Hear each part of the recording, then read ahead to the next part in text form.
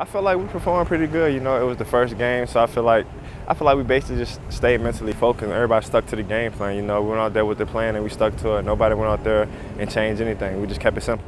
Now, you guys talked about limiting the big play all throughout the offseason. Against NAU, you did give up 9 plays of 15 or more yards. How do you guys look to correct that moving forward? Just coming there with just going back to the basics. You know, just going back with Coach Graham and teaching the whole summer. You know, just don't give up the big balls. You know, they're the ones you can't give up that can result in long touchdowns. So we just gotta go back to the basics and fundamentals, and I think we'll be fine. Now, individually speaking, you did have one of the 2 pass breakups on defense, and this was your first game as starting corner. So how do you feel like you performed in that role? I think I did pretty solid. You know, I came out there with a little jitters. You know, being there was my first game starting that corner at this level. So I feel like I did pretty good. You know, coming into this game, I feel like now I can just pick it up. Now coming into Texas Tech, might be one of the best passing attacks you guys face all season.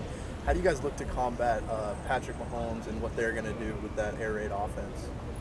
We just going in there with that game plan. You know, Coach Graham was teaching us up every day what not to give up. You know, just gotta get our hands on them, just stay physical. You know, like I said, just stick to the game plan and we'll be solid.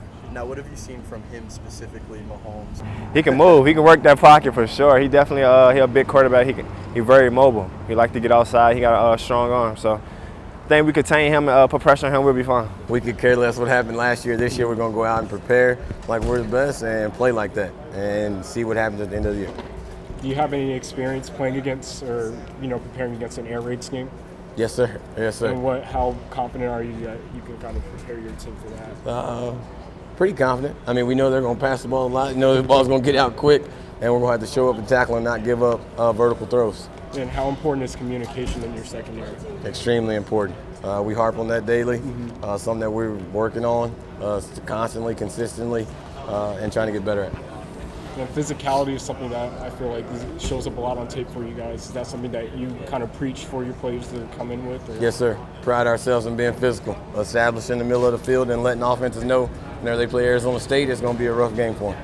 What is the biggest thing as a secondary coach to try to prepare your team? Is there something specifically you tell them when you're going up against an attack like this?